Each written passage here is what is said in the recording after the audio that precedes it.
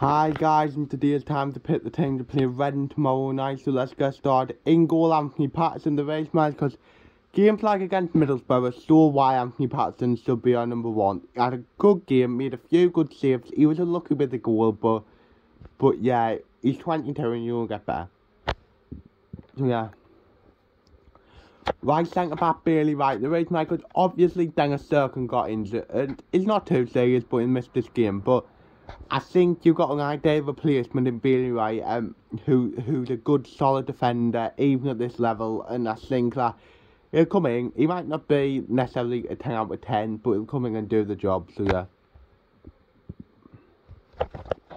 Middle centre-back, Danny Bath, the race match, because I thought Danny Bath was good against Borough.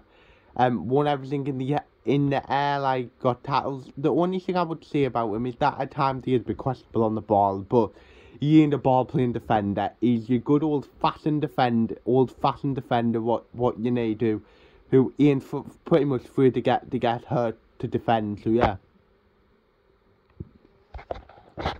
Left centre back Luke O'Nien. The reason why, because I did think O'Nien had a solid game against Borough. He obviously did help them with their goal, but at the same time I did think he was unlucky, and I think O'Nien's done really well centre back, and hope he can continue it. So yeah. Right wing back Lyndon Gooch, the race man, because I mean, you could argue with the goal, was it his fault, was it?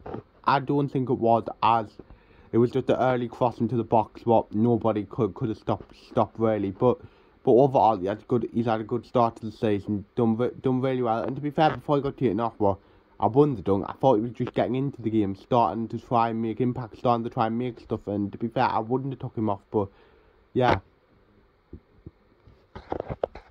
First centre mid Dan Neil, the race mate, because I did think Dan Neil did struggle a bit against Middlesbrough, but that's what he will. He's a 20-year-old lad who's got plenty of talent. Like you saw what Mowbray said today. If he was still at Blackburn and Sunderland was still in League One, Blackburn would have went after Dan Neil in the summer. So that just shows how talented he is. You've got to stick by him, and he will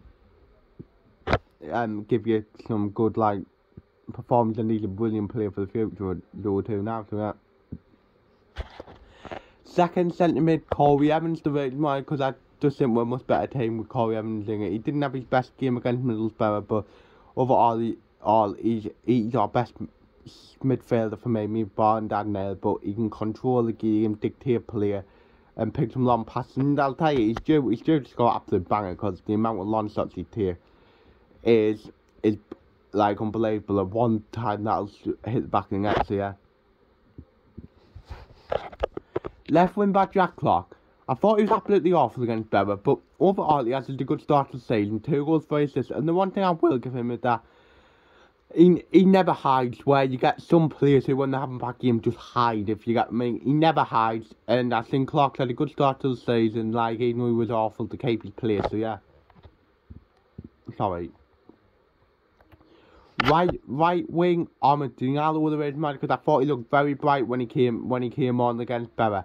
You could argue he could have scored when he tried to sing into Sims, but that showed promise, and I think that if you can get the best out of him, he'll be a really good player at championship level, and be a really threatening player for us. So I would give him his first start on tomorrow night. So yeah. Then second cap Alex Pritchard. I do think Pritchard as being underwhelming ever since Alex Neil left a few weeks ago, but Alex Pritchard's Sunderland's best player, and I probably would drop him if he didn't have a good game like this game, but like I went, he's our best player. He can create stuff, he can pull something out of magic, so I think he'd still keep his place here.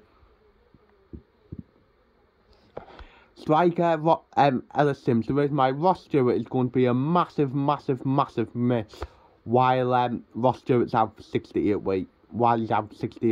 But Ellis Sims now has to step up. He's been a bit quiet the last 3 or 4 games. To be fair, against Middlesbrough, I thought he did do the best he could in the circumstances. But it's now time for him to show what he can do, score the goals, pretty much be the link to the player, and can hold up and everything like that, as he did have a good start, but he's quieted down a bit, so yeah. On the bench, I'd have Alex Bass, Try Hume, Ashley Lacey, Bar, Joseph Bennett, Patrick Roberts, and Elliot Embleton. So yeah, so what's my score prediction? It's going to be a really tough game. This is Reading have a perfect home record this season. I think they played 4 games, won for all 4. But I'm going to be positive and go for Reading 1, Sunderland 2. I'm going to see Ellis Sinsborough break his goal drought and step up without Roster. And I'm going to see Danilo will get his first goal. So yeah, that's the end of the video. Hope you've enjoyed it. Like, subscribe, view, comment, and say yeah.